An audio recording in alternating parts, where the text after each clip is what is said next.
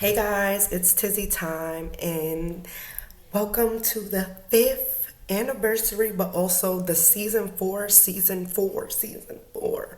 finale.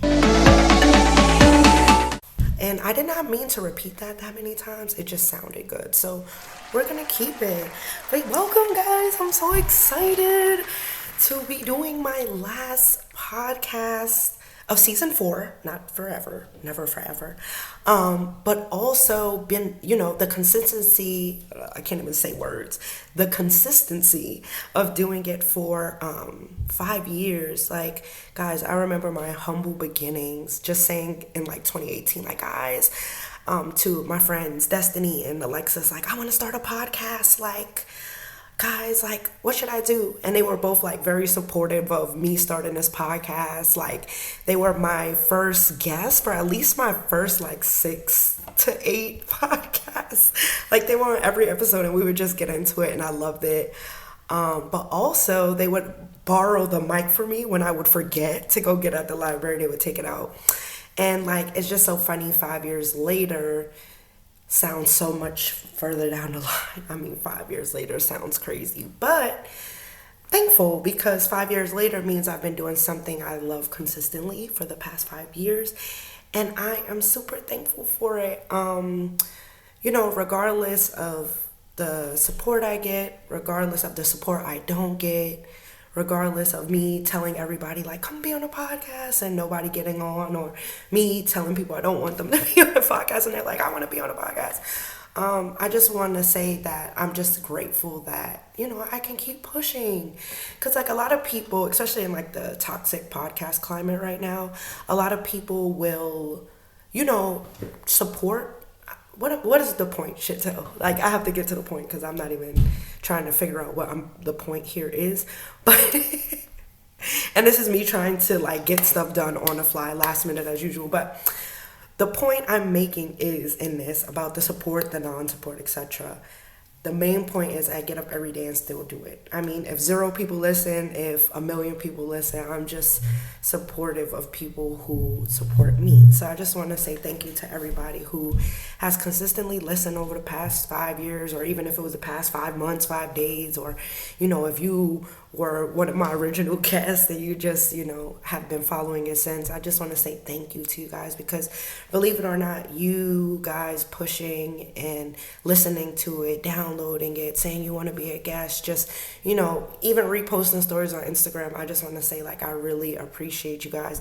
The feedback you give me, like, I love it and I appreciate it. Like, support is free, but for everyone, some people don't even want to support when it's free. So when I do see that support, I'm thankful for it, and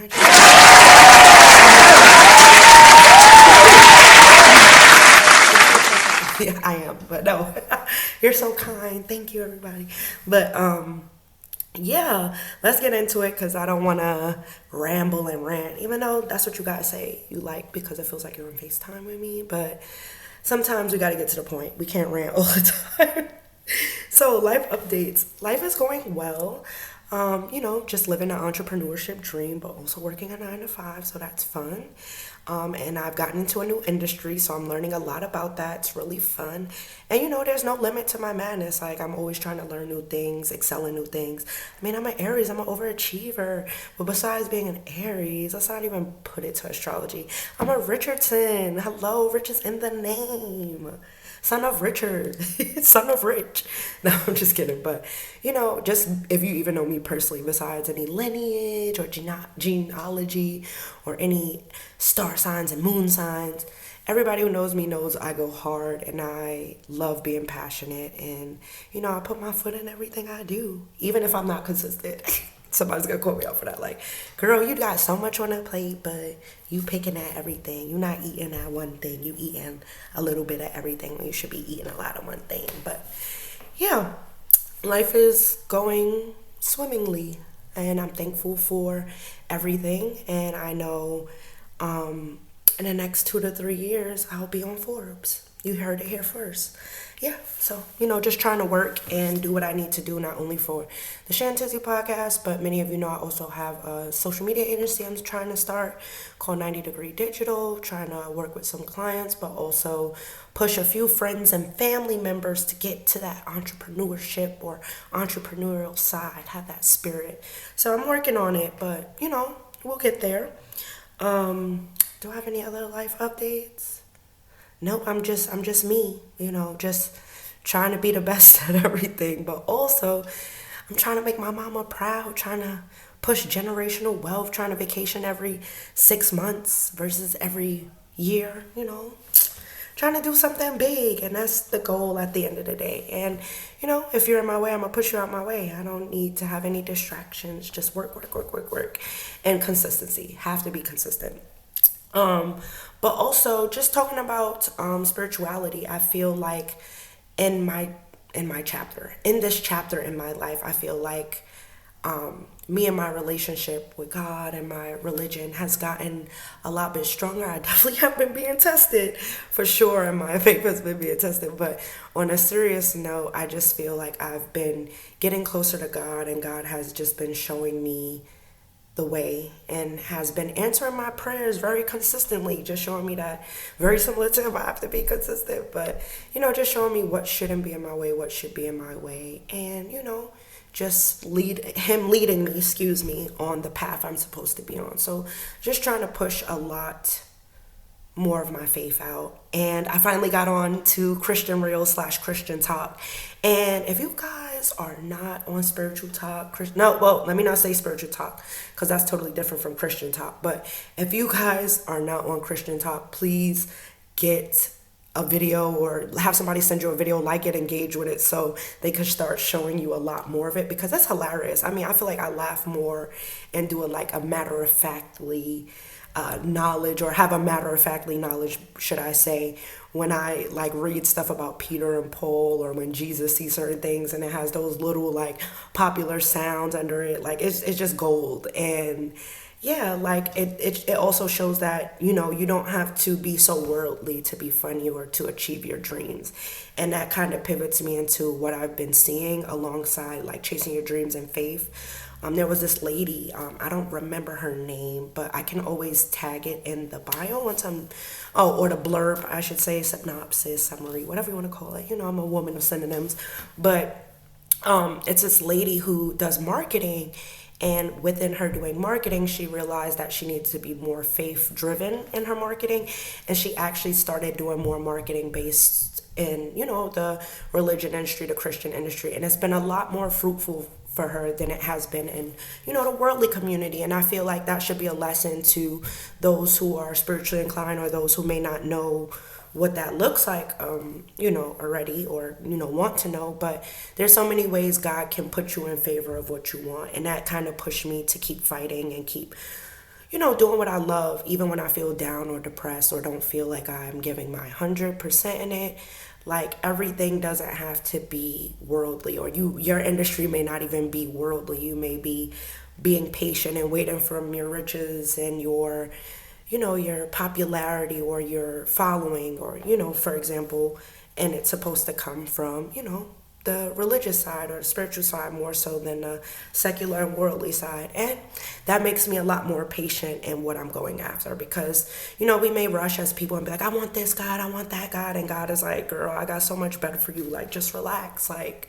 You don't have to worry. You don't have to be in this world, shorty. He not saying it like that, but to me, God is saying it like that. Girl, relax. You don't even know what I got for you.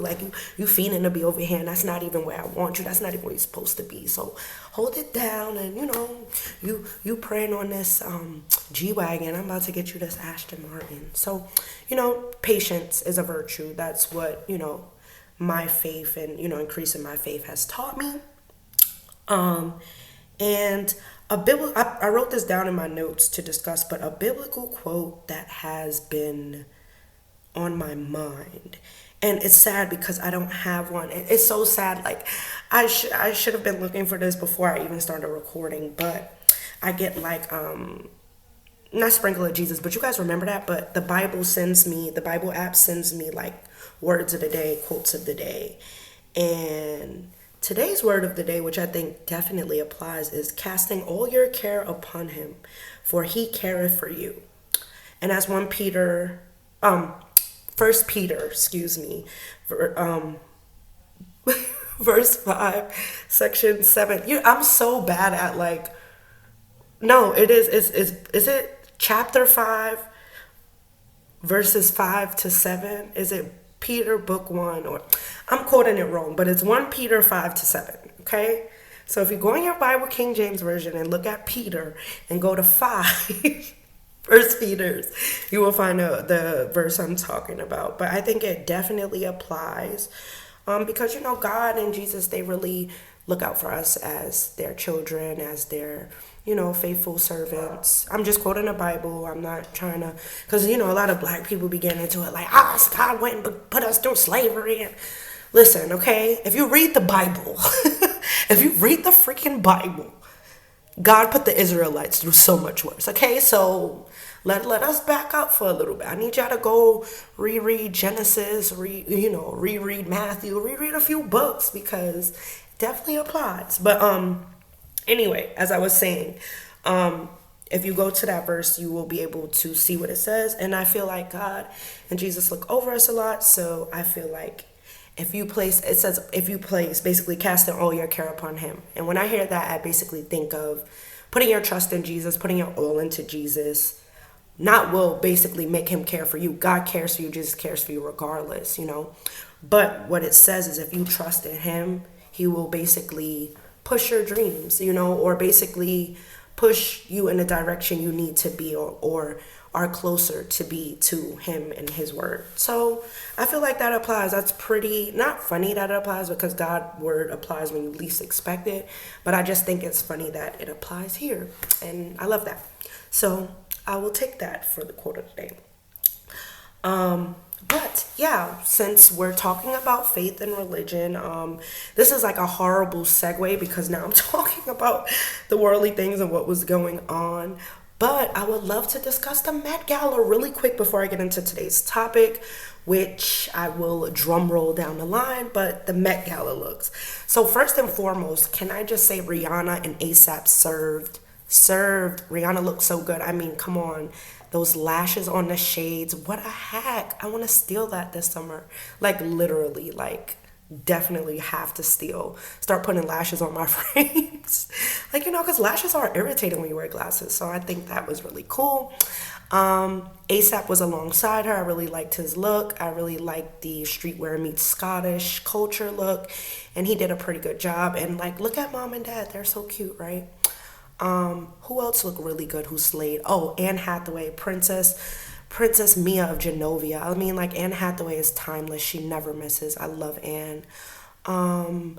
Kendall Jenner, the Jenners, Kylie, Kim, and Kendall. They looked, they were on par for what the theme was. I wasn't the biggest fan of Kendall's look. I definitely expected more, from the Kardashian clan. I really like Kylie's cover up, that pillow jacket samurai kind of look. I thought it was really nice. Kim looked really nice. I really like when she does a top style. Queen North was there. I love North. Big fan of North because you could tell she's just gonna be that it girl when she gets older, and I love it. So North looked really nice too. Queen Lizzo ate as usual as well. I really love Lizzo's look. I love the oversized robe look into the, of course, night out on the town look to, of course, the after party look. She looked great. Yara Sahidi looked amazing. Loved her look. Hailey Bailey, my Aries queen, she looked amazing as well. Doja Cat, even though she frightened me and scared the literal shit out of me with that cat realism furry look. Her and Jared Leto. I guess it's couture, honey, but I really wasn't feeling it. It was a bit scary. And then she started meowing like, girl, I know your name is Doja, but you're sticking too close to the script, love. But I love Doja. I do Doja is such an era. And I was a fan when she came out on YouTube. So yeah, we really rocking with Doja. Who else am I thinking about? Who was at the Met Gala? Who else am I missing? Precious Lee. She looked really great. Donatella Versace looked amazing as well. I feel like I'm missing somebody. I really, even though it was kind of like a dress down for me, I really liked Gabby and D Wade's look. It really looked, I liked it. It was different. You know, something I would wear honestly if I was going out and wanted to look hot couture.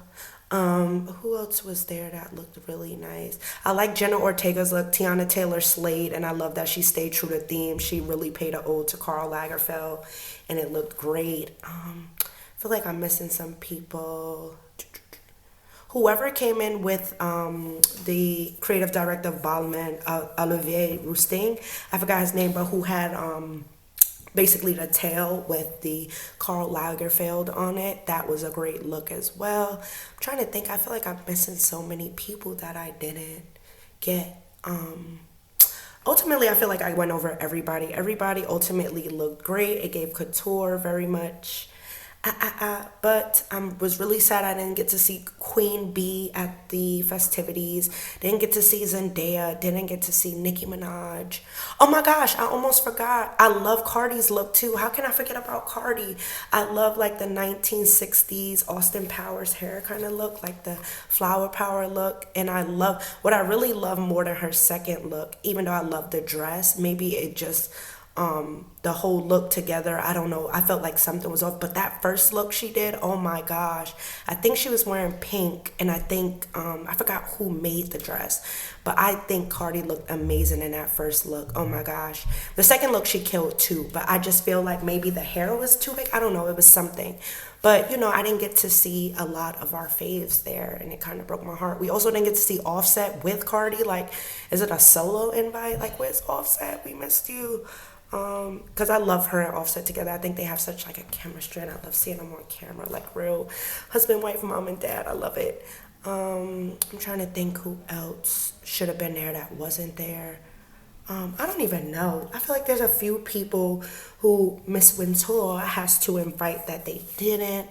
But you know, in time. Oh my gosh, how did I forget? P. Diddy and Carisha, they killed, they slayed. Oh my gosh, Young Miami looked amazing. Like, it was giving everything it needed to give. See, I told you I was missing somebody.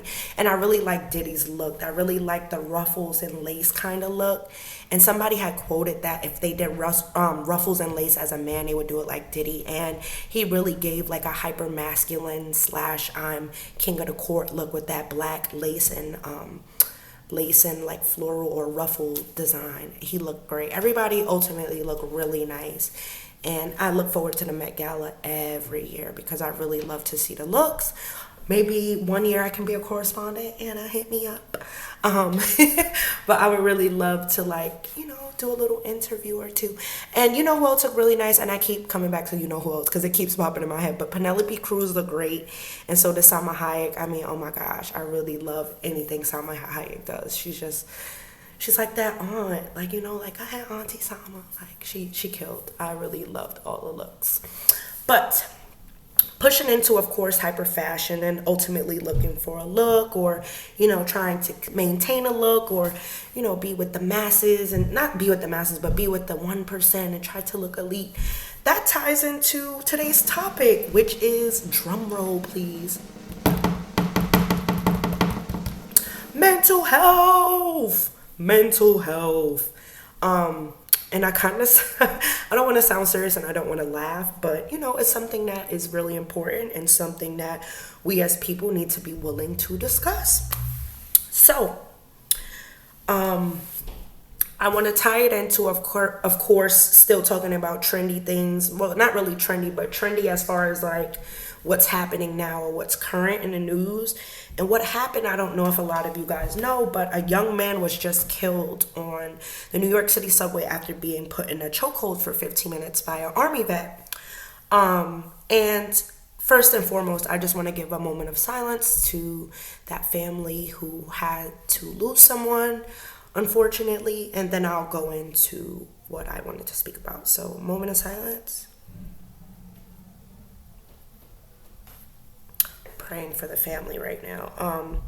But basically, what occurred during that narrative, if no one heard, was a young man, and I really want to quote his name correct. I don't want to just say a young man because I feel like his story should definitely be discussed.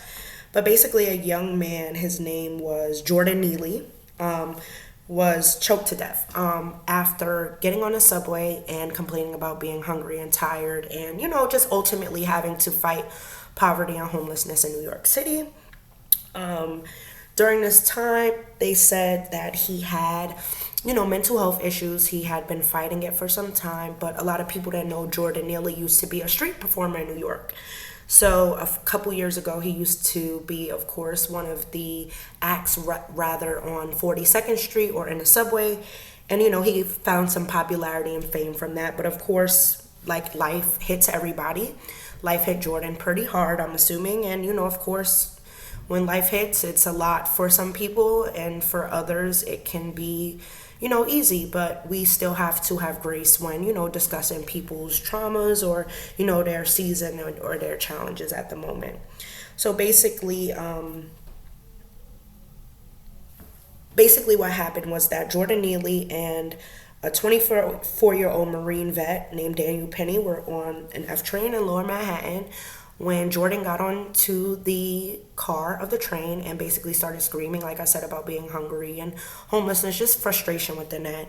And of course, in New York, if you're a native New Yorker, you see homelessness and poverty a lot, especially within a subway. And a lot of people, very similar to me, ignore it or don't like to get contact with it because we never know the mental stability of the person.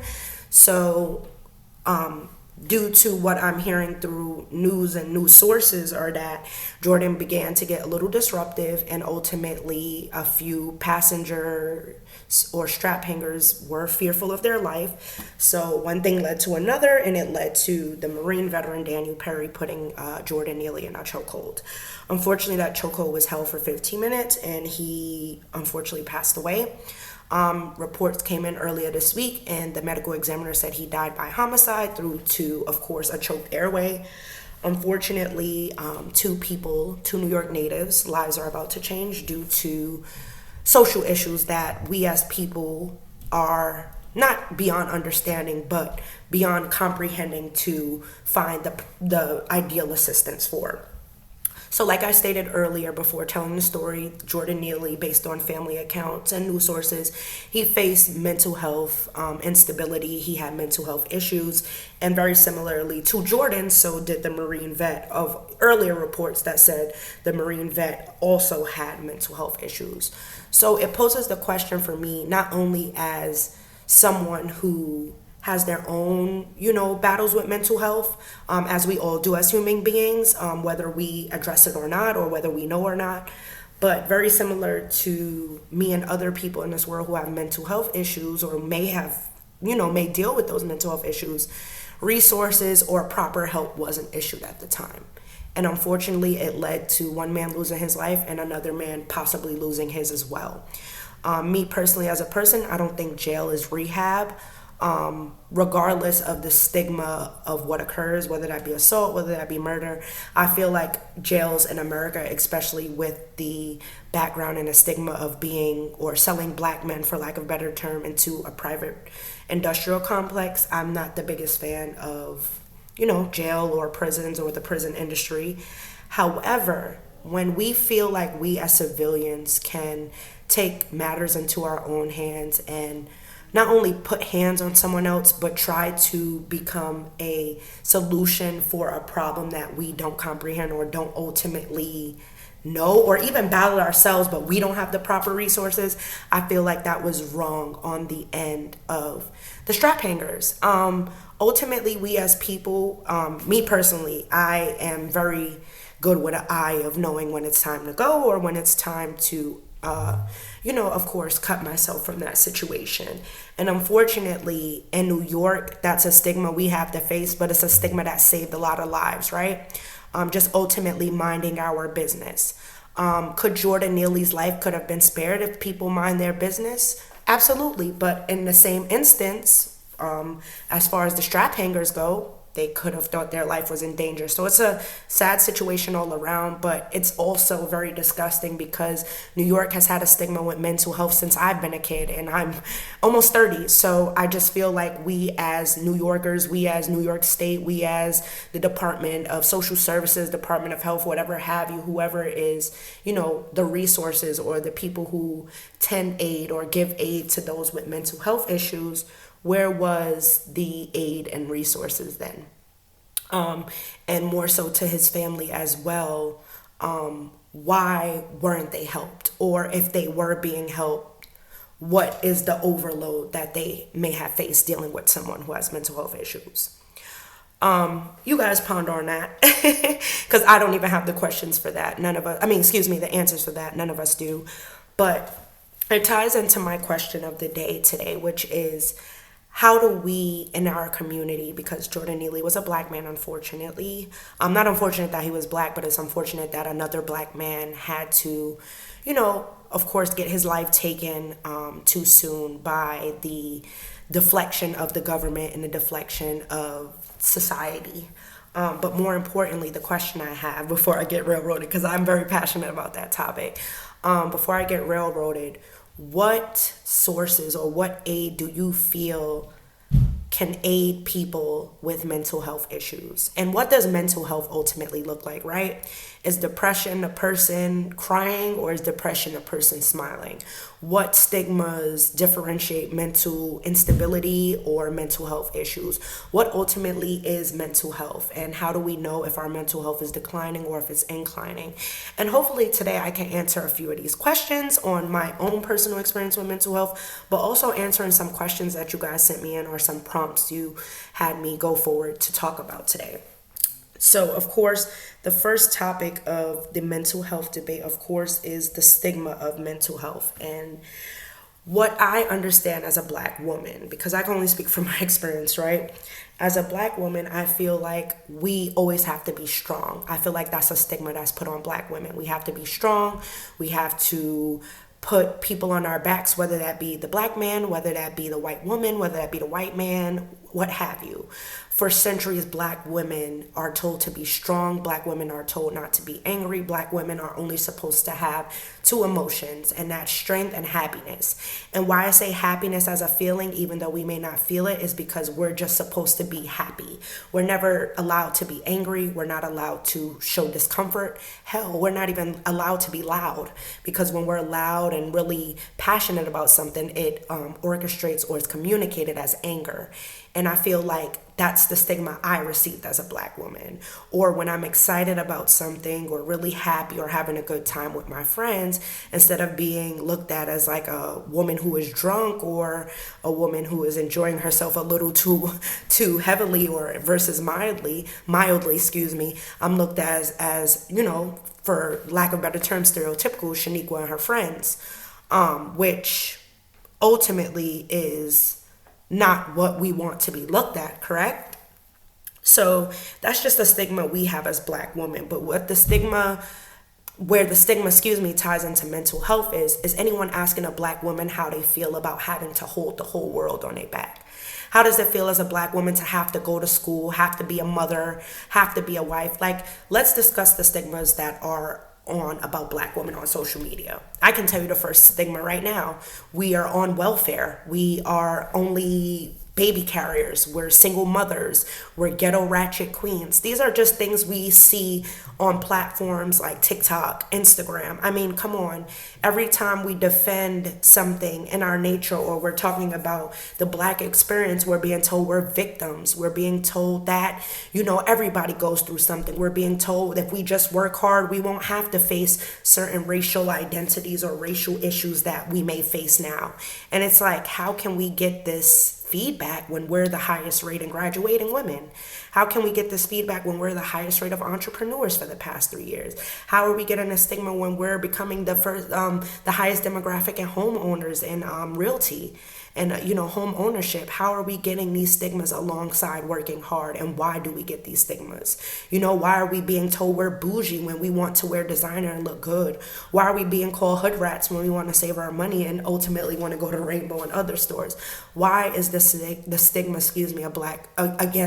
because I'm about to make a point and I'm tongue twisted over my words, but why do we as Black women always have to get a stigma? When we're happy, it's a stigma. When we're sad, it's a stigma. When we're upset, it's a stigma. Does anybody ask Black women how that feels mentally after a long day?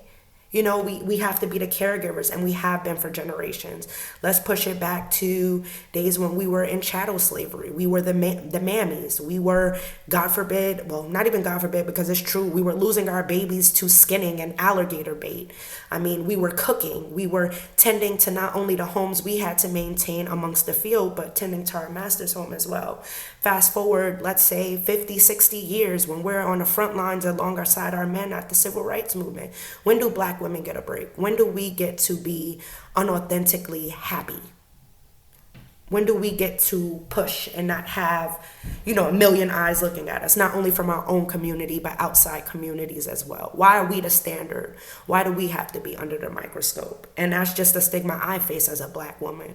But overall, my stigma as a Black woman also plays into this. Has anybody as a Black American or even an African American have to deal with being told that even though you feel sad or you're upset or you may not be feeling your most strongest mentally, that, therapy is something that may not ideally work?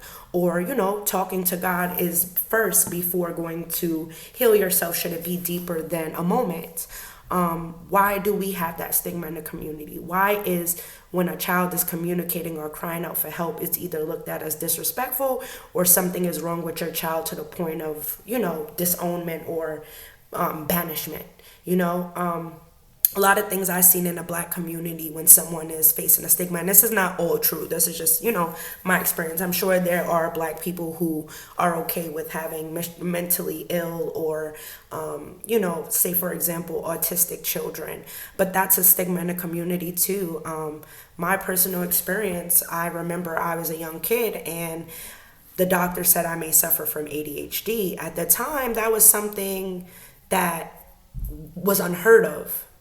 For me personally, but for anyone in the Black community, because you hear certain things that people deal with and you push it off to another community because you feel like that's not something you could ever, fathom, because in your community it's not talked about. Nobody has ADHD, nobody has bipolar disorder, nobody has OCD. That was looked at as like you were crazy, or you were, for lack of a better term, I don't even like to use the term crazy because not everybody's crazy, but like basically it was looked at as like, no, it's nothing wrong with you, you're fine. But now being adults, you're realizing that ADHD is now high functioning as an adult, and when you can't stay on task for more than one thing, or you're veering off conversations and having millions of conversations in one, it can actually be a symptom of something bigger. Or, for example, if you can't see things crooked, or you have to have things in a certain place, how it ties into obsessive compulsive disorder, and you don't realize that may be a symptom of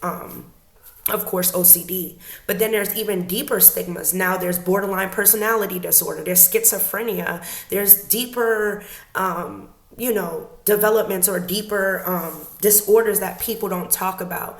And we can be regular people, be high functioning, because people think when you have disorders like that, it leads to you being erratic, it leads to you being sad all the time, it leads to you not being being yourself authentically. But that's not true. I've seen some of the most depressed people smile. I've seen some of the happiest people frown. So ultimately that makes me question the stigma as well. Like, what does a person who's depressed look like? What does a person with OCD look like? What does a person with ADHD look like? And is it still standing or still under the marker, or the symptoms still under the marker that they were 30 years ago, 40 years ago, even 10 years ago? Right? Because research is always progressing, but it poses the question of what's next? Like, how do we, if we are unsure of a diagnosis, or if we are sure of a diagnosis and we have to, of course, live life with these disorders, how do we continue to be functioning, right? So that's a few questions that have to deal with the mental health stigma. And then it kind of ties into my point as mental health is in the Black community too. And I'm going to poll it once I finish recording, but what's a stigma you've heard in the Black community as far as mental health goes that you kind of was hesitant about? Like, say, for example, like, oh, it's nothing wrong with you. Prayer will fix it. Or you depressed, go wash them dishes. I bet you'll be thankful for what you have. And, just of course, throwing depression to the side or making it seem like something that's unfathomable. Please, like, let me know. I'm going to put a few prompts and, like, you just vote which one you've heard before, if this is a true stigma to you. Like, has it been put on a back burner when you were, of course, expressing yourself or, realizing that it may be something deeper than just a bad day. And then, of course, just tying into, of course, mental health, because I want to, of course, give some facts, but also give some resources for people who may be struggling and don't know where the first resource can come from. So first and foremost, too, I also want to say happy Mental Health Awareness Month. May, if you guys did not know, is Mental Health Awareness Month. If you are unsure on where to find resources, social media is a great place to look, but also Google is another great place to look. I'm going to drop a few phone numbers and, of course, a few resources where people can go get help should they be unsure of where they can find help from. And it's nothing wrong with asking for help. If anything, I feel like if you're a person who asks for help, you're sure of yourself, because when you just go do without any assistance or try to handle it yourself, I'm not saying that's wrong. I mean, we all try that as humans, right? We're imperfect. But I feel like be a person, to go for help, that is you being your strongest, because you know something is wrong and you know there's a problem and you may not know how to do it yourself. So a few mental health facts. And this is from the Centers for Disease Control and Prevention, so the CDC. Just a little background, and ask, what is mental health? So according to the CDC, mental health includes our emotional, psychological, and social well-being. It affects how we think, feel, and act. It also helps determine how we handle stress, relate to others, and make healthy choices, right? Because people don't realize mental health can also lead to physical health. If we're not feeling our best mentally, we can ultimately be not feeling our best physically, and so on and so forth. So we have to make sure our mental is right, just like we have to make sure our bodies are right, because our mental is a part of our bodies, right? And they actually tie into that mental health is important at every stage of life. That includes childhood, adolescence, and adulthood. So please don't feel ashamed if you're unsure as a 40-year-old versus a 4-year-old. It's never too late to go get help or try to figure out what the issue is, should it just be, again, more than a bad day. And it ties in again, why is mental health important for overall health? Because mental and physical health are equally important components of overall health, right? So, how common are mental illnesses? The CDC reports that 1 in 5 adults live with a mental illness, and that over 1 in 5 in youth, which are ages 13 to 18, that either some point during their life they had a serious debilitating mental illness. So it's saying ages 13 to 18, either currently or at some point during their life, have had a serious debilitating mental illness. The youth guys. And think about how much social media has progressed from us, just being on AIM at one point, to now, where everything is filters, everything is image, everything is likes, everything is engagement. If people don't engage with me or reach me, I don't feel important. So it just kind of shows how, even when we were young, because me personally, I've had experiences with bullying, and bullying, especially as a kid who is a bit bigger than other kids, can definitely put a strain on your mental health. I really just want to thank God for not only myself, but movies and resources and family who made me feel my most confident, because a lot of people always go, oh, Chantel, you're so confident. How did you reach this confidence? And it's like, I wasn't always confident. I was really sad as a teenager, because I always felt like I wasn't skinny enough to be around my certain friends. friends. It tied into how I would eat and do certain things physically. It also made me like push harder and strain myself because I wanted to be skinny like my friends. But it also put a lot into my body dysmorphia. It made me feel like I wasn't pretty enough or cool enough to be around my friends. And I kind of felt like the Duff. Yeah, you guys remember that movie, The Duff? Designated Ugly Fat Friend? That's what I kind of like got from that. And it made it even worse because The Duff came out when I was like 16, 17. So it really put a lot of shit into consideration for me. But even like certain stigmas like that, people don't realize how bullying, whether it be cyberbullying or in-person bullying, affects so many people. And I want to use my own personal experience within this podcast because a lot of people don't realize how bullying is very detrimental to one's mental health, and especially now in this time where image is everything. So I'm kind of thankful that I didn't have to be taking pictures and look a certain way or have a certain bag on social media then, because oh man, like I feel like I really would have went through it. Like it would have been something that, you know, unfortunately somebody wouldn't be able to talk me out of, because I wouldn't be wanting to hear anything. I'd be so consumed on social. I'd be like, listen girl, F the real world. On Instagram they're telling me I'm not cute enough. So it just shows how much, you know, can affect a certain stigma of mental health. But reasons or ways that mental illness can be caused are, of course, PTSD. A lot of people don't talk about the stress of certain things that may be traumatic on people. Again, what they used was adverse childhood experience, such as trauma or history of abuse. And that could be child abuse, sexual assault, or even witnessing violence. So think about that in the kids who grew up in poverty. For the people who are always on TikTok talking about, what about the hood, black on black crime? So mental illness doesn't exist, but black on black crime does. And if black on black crime does, what is it doing to these kids mentally that they can't, you know, live amongst their neighborhoods in happiness because they should be looking over their shoulder because blacks are just killing each other?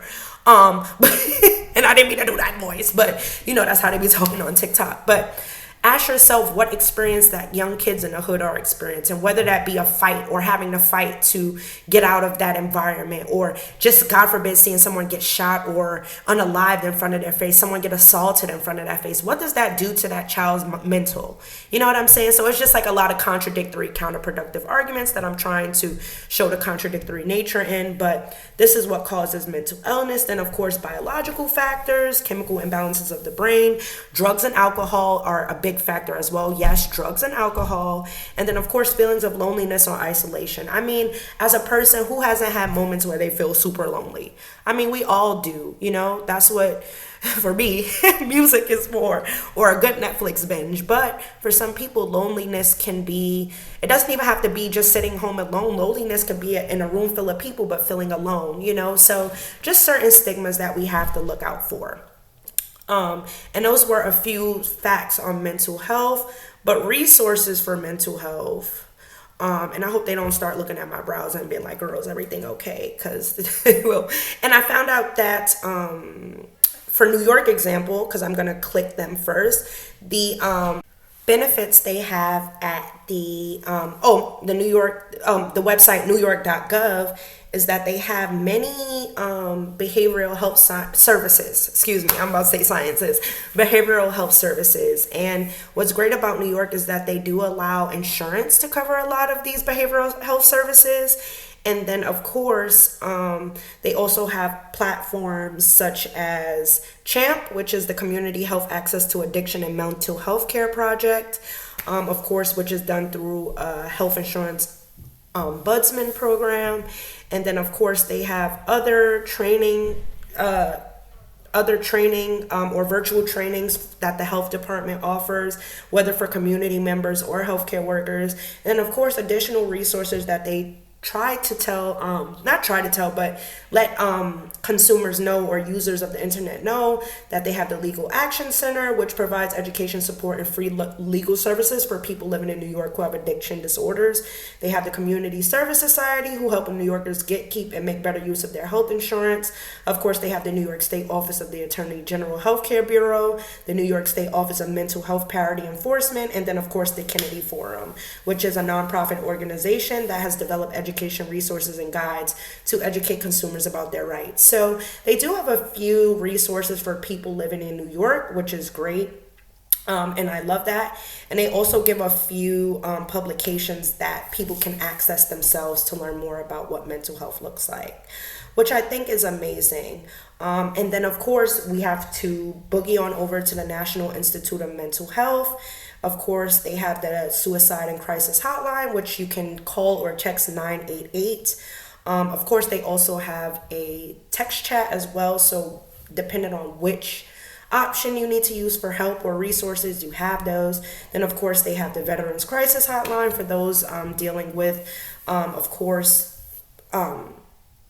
those who need resources as a veteran, they have the Disaster Distress Helpline, and then of course providers for those who may need individual help or want to go on a longer stigma to receiving aid. So there are a few hotlines. Then of course the Substance Abuse and Mental Health Service Administration has a phone number, of course, which is 1-800-662-HELP. Again, that's 1-800-662-4357. Should you not have, of course, the alphabetical keypad on your phone. So, there's a few platforms that can aid not only Americans, but New Yorkers as well in their fight against, say, for example, mental health issues or, just ultimately wanting to get out of this bad bubble they may feel in. And of course, we've all been there. As far as like having a bad day or feeling like they're in a bad bubble. But some people may feel like that bubble is forever. And who are we as people to judge, people's, their journey into, of course, getting better mentally and whatever that looks like for them. So jumping into that, and I know I'm jumping all over the place, but I just don't want to prolong because mental health is such a broad topic. I could be here talking for 2 hours and I'm already almost 50 minutes in. And I said I would not make this last podcast long. I would most likely make it 1 hour and 15. So we're coming up on that 30-minute mark where I don't want to go over. And there's still a few questions I need to ask and to talk about what's coming up next for season 5. Like we have to do it big this year, but okay. Jumping into a few things, I want to, of course, talk about the stigma of feelings versus facts. A quick quote I use to help myself decipher when I'm being a bit judgmental as a person or when I have to realize that everything is not about certainty or about surety. So what I like to tell people on the stigma of feelings versus facts, that feelings can't be right or wrong, right? Feeling is how you feel. So if I'm feeling sad and somebody's like, oh, you're wrong for feeling sad. How am I wrong for feeling? It's my emotion. Regardless of how you look at it as a person or regardless of how it's reciprocated or processed, we have to remember that feelings are not facts. So if I'm sad, it doesn't ultimately mean I'm sad. Maybe I just don't like the smell I'm around. Or if we are definitely happy, does that communicate us being happy in real life? So let's not use facts as right or wrong, accurate or wrong. For example, definite or detriment, just let us have feelings. We as people need to have grace with people with feelings and not ultimately tell people how they should feel. Just let people feel. And I feel like that's important for us to do as human beings. Just let people feel. Stop telling them how to feel. Just let them feel and then have a conversation, have a conversation with them after on how you felt and what that felt like for you. And, have a conversation without being defensive, but also without calling people out for feelings. That's what we need to learn. And then that piggybacks into our questions for season 4 finale. Are you guys ready? Okay, let me jump right into the questions if I can find them. Which is crazy because I literally just had them. Where are you? Okay. So question number 1, and if you realize your question, let me shout you out. Put your question in the comments, and I'm gonna, talk about it. No, I'm totally joking, but I'm just going to be going forward and discussing the questions I received. I don't remember who asked me each question, so I can't even sit there and do what I said I was just gonna do, tag them in the comments. But if you remember your question, just comment and let me know what you thought of my response. So the first question I got, which I think ties into mental health, but it's also something that ties into the Chantizzy Podcast overall, is what the question is, what pushes you to keep up with your podcast? And honestly, I think that's a great question. But what pushes me to keep up with my podcast is just the passion I have for it. I love doing it. I love talking. I love giving people my opinions, whether it's solicited or unsolicited. I'm gonna tell you how I feel, very much blunt. No, just joking. But what pushes me to keep going with my podcast is just the passion, like I said, the passion I have for it, but also just knowing that this is something that I've been doing for some time, and it's something that I pray that I can continue doing. I love that I jumped on this medium and not only used it to show why we need virtual options before the pandemic, like, quote me, I was in research journals, y'all, but no, but what pushes me to keep going with my podcast is that it just allows me to be my best self unauthentically. And I love that about having a podcast. I also love that I don't have to show my face, and I could, be like, cute. Like they say I have a face for radio. Totally joking. But, sometimes like they might be like, well, she sound kind of good. And, then when they see my face, they're not disappointed. So it's like, like, oh, okay, she look good and sound good. Or maybe she sound good, but maybe the look is not there. I don't know what people think. It's not my business. But that's what pushes me to keep going, just my love for it. And, hopefully one day have the option to interview Drake. And, when I do, like, remember me. Remember who said it. But yeah, that's what pushes me, just being able to be silly and hear people give me feedback about like me doing it and bringing them joy. I love to hear that, and if I bring you so much joy, jump on a podcast. The second question is very similar to the first, but a little bit more in depth. It's, how do you find a motivation to keep going when you are beat down and have no energy?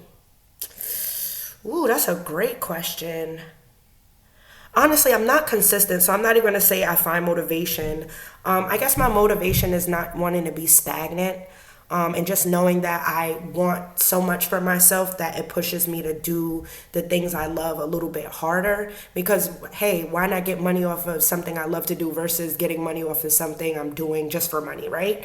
So the motivation that pushes me is just knowing that it's something I love to do, it's something that I can continue to do for years to come. And it's something that can bring me lots of money and, lots of assistance to those who listen to my podcast, whether it be through a joke, whether it be through a quote I said unknowingly, or whether it just be my friendly voice on the airwaves once they listen. Like, that's the motivation for me, just to myself. I'm the motivation. How I find it is I get up every morning and say, hey, I'm not rich enough yet. So that's the motivation.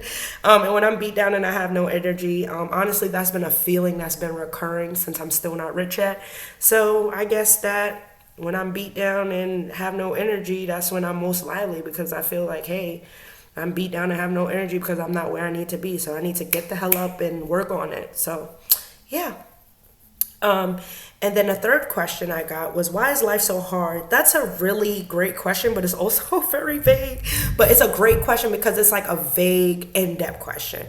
Why is life so hard? Life is kind of hard because, nothing worth having comes easy. And I really believe in that. I mean, there's been this push of getting what I want from young. Like, that's what my parents have always instilled in me. Like, chase your dreams, go for what you want. Be passionate about what you do. And I feel like what I want to do in this life and what I want for myself, life has to be hard for me. Because if it's easy, then I won't get to where I need to be. I'll be stagnant and I'll be okay. And stagnation is something that I literally am allergic to. Like, I knew when I was like 10, 11, I'm like, I don't want to work a regular 9-to-5 job. I don't want to come home every weekend to be with kids. I don't want to drive the same car. And it's no disrespect to anybody, because that may bring real joy in people, and people love that. And there's nothing wrong with that. Having a regular home and why am I saying a regular? Like, I gotta stop saying that. But having a home, having kids, having family, having that aesthetic is a blessing. But I just always knew I wanted more, as far as like me personally. So I feel like my life, and I'm speaking on me only, my life is so hard because what I want doesn't come easy. So that's why I feel like life is hard. Why life may be hard for other people is because, it may be something you want out there that you feel like you're not getting yet. So that could be why life is hard for you. Life could be hard because you're stuck in a certain place at your job and you love your job, but you want to be higher. Like, life is hard based on what you want or what God is telling you to stay away from. I believe that very heavily. Life could be hard because you're just not getting God's lesson or grasping what He wants you to grasp. Or life could be hard because you're making it hard, We have to find simplicity and happiness in the simple things. So I feel like gratitude goes a long way. Number 4, why the more levels, the more devils? And I feel like that ties into my answer in the last question. I feel like the more levels, the more devils. You have to be appreciative of every level you get. Like, a lot of people feel like success is just this even playing field. Like, all right, I work, I become successful. No, success is like a anarchist freaking ladder, and it's like spikes on one level, it's like a booby trap one level.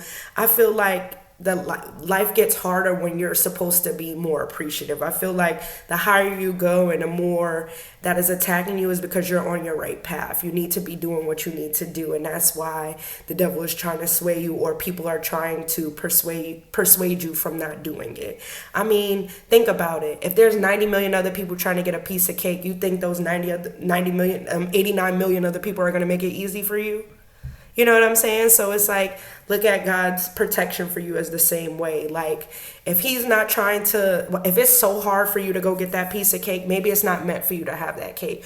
Or if it's simple for you to get that cake, even though you go through trials and tribulations, like you may have broke your leg trying to run to the cake, you may have had to push somebody down to get the cake, but ultimately, if you get that cake, that can be your path for you. So I feel like the higher you go, the harder it gets, because it's either that you're supposed to have it or you're not. So time will tell, and God will tell you before time will. So number 5, if God is blessing me and I am elevating, why are these snakes elevating with me? And I feel like that's very similar to the question before, but I also feel like it's a good marker for what I'm about to say. I feel like God needs to test all of His children.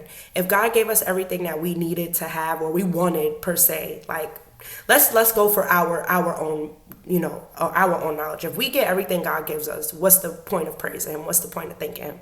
If we getting it, what we want, we become more spoiled. It's like a kid. If you keep giving a kid a lollipop, and then you have no lollipop and you tell him no, how is that kid going to react? So think about the same way that God looks for you. All right, I got them to this level. If they really want it and they're really hungry and they really want to maintain it, I'm going to put things in a way to make sure that they're really passionate and want to maintain it.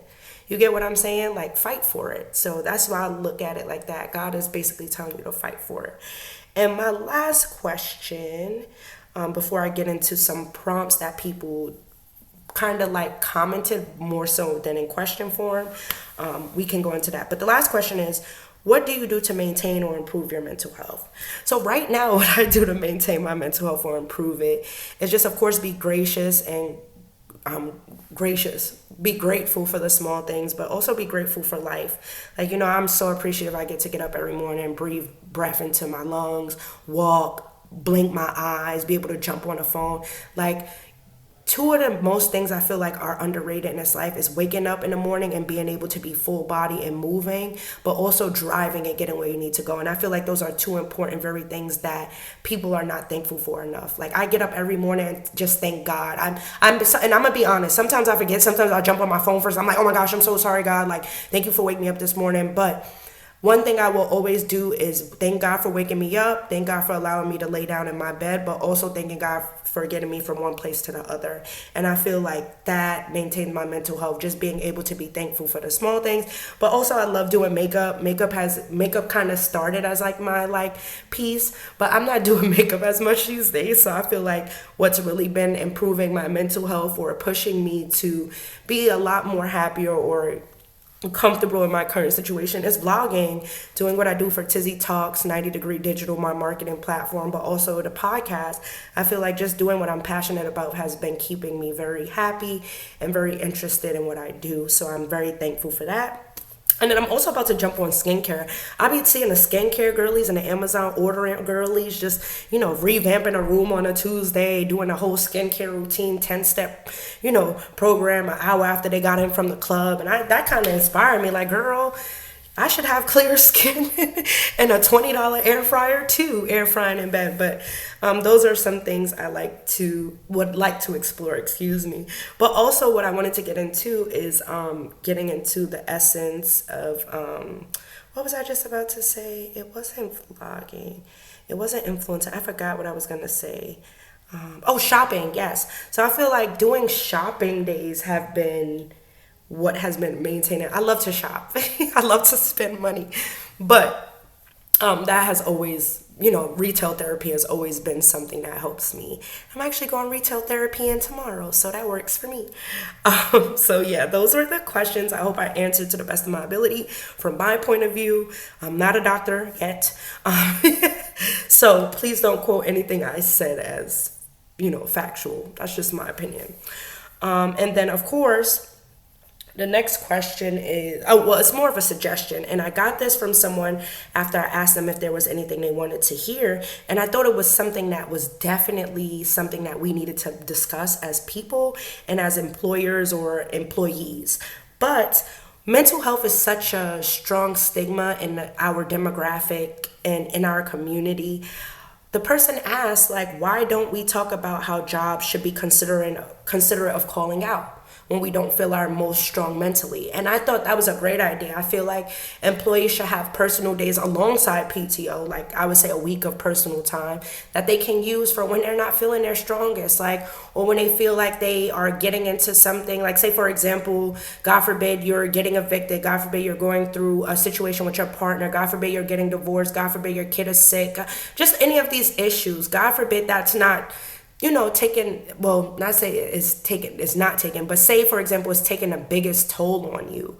You get what I'm saying? Shouldn't you have a day where you can decompress and really make sure your mental is right? I mean, me personally, I can't work correctly if I'm not in my best mind state of frame.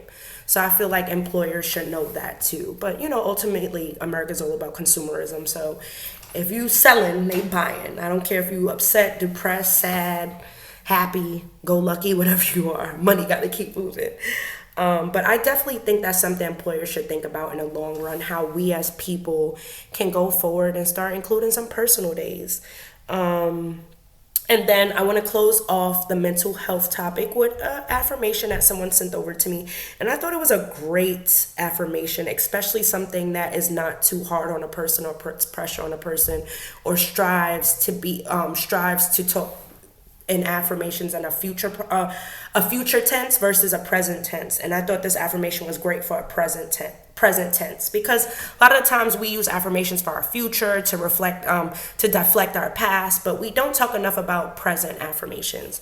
And the affirmation goes, trust me. One affirmation I would suggest is what the person says is, I understand your pain, trust me, I do. I've seen people go from the darkest moments in their life to living a happy, fulfilling life. You can do it too. I believe in you. You are not a burden. You will never be a burden. And I really like those last couple of words about not being a burden, because how many times do we as people feel like burdens in other people's lives, or we feel like life right now is a burden, right? So I just love that it negates people who feel like burdens or who may feel like they're on the path of being a burden, to let them know that not everything is not about you, but that's what my partner tells me when I'm feeling like a burden, like, girl, nobody worried about you. But on a real note, it's kind of strong words for people who may feel like, they are a burden. You're never a burden, especially to the people who love you. You may be annoying or you may be a handful, but a burden, that's something that you should never feel like. And I really thought that was great. I want to thank my friend Leah for that affirmation, because she shared that with me as her own, and I loved it, and I had to put it on a podcast. So thanks, Lee. Love ya. Thought it was great. Yeah. And then I just really want to jump into... Before I jump into that, though, I just want to say I hope you guys enjoyed the topic we spoke about today on the Chantizzy Podcast. And please give me some tips that you may use to deal with, the health of your mentality or, your brain health. But also, discuss what, affirmations you may have to get you out of a dark place, or what you do to feel your best when your mind is not feeling your best. I would love to hear from you guys. And I really wanted a panel for this podcast so we could get other people's point of view, but life is what we make it, and I hope that my feedback and my influence on what I said can kind of help someone, or even start the discourse going should you disagree with me on what mental stigma or mental health stigma may look like. I love to have debates, or love to have open conversations. So if you would love to discuss this and talk about how this conversation impacted you, I'd love to hear that. I also want to say thank you guys for tuning in to the season 4 finale podcast. I mean, it's so funny. Season 2, I did a forum similar to this where I asked questions, and of course the questions were silly, but I feel like I had a lot more questions during that one. But even though I had a lot more questions than this one, I feel like these questions were a lot more in depth and really toned to the topic. So I appreciate you guys, keeping me on par with what we were talking about today. I love that. And then, of course, a few updates on next season, Tizzy Talks and 90 Degree Digital. First and foremost, next season, I'm really excited. Drum roll. I'm thinking of doing an entire launch party. So, of course, some gear, some t-shirts, some mugs, some nice promotional items to give out. But, of course, doing a live podcast with a few people of the panel.